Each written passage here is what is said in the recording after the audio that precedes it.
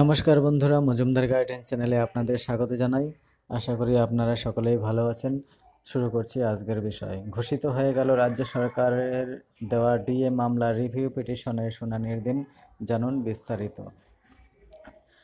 নতুন করে গতি পেতে চলেছে রাজ্য সরকারের করা ডিএ মামলার রিভিউ পিটিশনে।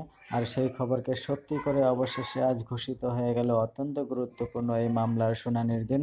এই মামলার অন্যতম মামলাকারী কনফেডারেশন অফ স্টেট গভর্নমেন্ট এমপ্লয়িজের অন্যতম শীর্ষ নেতা সুবীর সাহা জানান, রাজ্য সরকারের দায়ের করা রিভিউ পিটিশনের শুনানি আগামী 16ই জানুয়ারি বুধবার কলকাতা হাইকোর্টের 2 নম্বর ঘরে হবে। প্রসঙ্গত, দীর্ঘ আইনি লড়াইয়ে রাজ্য সরকারি কর্মচারীদের কাছে অত্যন্ত গুরুত্বপূর্ণ এই মামলা আপাতত স্টেট অ্যাডমিনিস্ট্রেটিভ ট্রাইব্যুনাল বা স্যাটে ও কলকাতা হাইকোর্টের মধ্যে ঝুলে। গত 31শে আগস্ট এক ঐতিহাসিক রায়ে কলকাতা হাইকোর্ট ডিএর হার কী হবে তা বছরে কতবার করে দেওয়া হবে এই সংক্রান্ত সিদ্ধান্ত নেওয়ার জন্য স্যাটকে নির্দেশ দেয়। স্যাটে সেই মামলার শুনানি শেষ হয়ে গেলেও উপযুক্ত নথি জমা দেওয়ার জন্য রাজ্য সরকার অতিরিক্ত সময় চায়।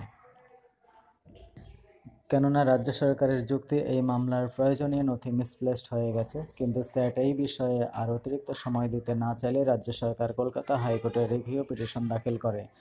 আর যেহেতু কলকাতা হাইকোর্ট সেই মামলা গ্রহণ করেছে, তাই স্যাটে এই মামলার শেষ শুনানিতে গত 19শে ডিসেম্বর বিচারপতিরা জানিয়ে দেন, কলকাতা হাইকোর্ট এই সংক্রান্ত কী নির্দেশ দেয় তা জেনেই এই মামলার রায়দান হবে। স্যাটে এই মামলার পরবর্তী শুনানি আছে আগামী 24শে জানুয়ারি।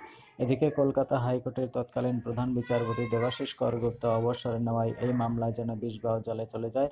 আর তাই এবার মামলাকারী সরকারি কর্মচারী সংগঠন কনফেডারেশন স্বতঃপ্রণোদিত হয়ে বর্তমান দায়িত্বপ্রাপ্ত প্রধান বিচারপতি বিশ্বনাথ সমাদ্দারের কাছে রিভিউ পিটিশনের শুনানির জন্য আবেদন করে। এর পরিপ্রেক্ষিতে ডিএ মামলার রিভিউ পিটিশনের জন্য নতুন বেঞ্চ গঠন করা হয়েছে, যেখানে রয়েছে বিচারপতি হরিশ ট্যান্ডন ও বিচারপতি শেখর বি সরাফ।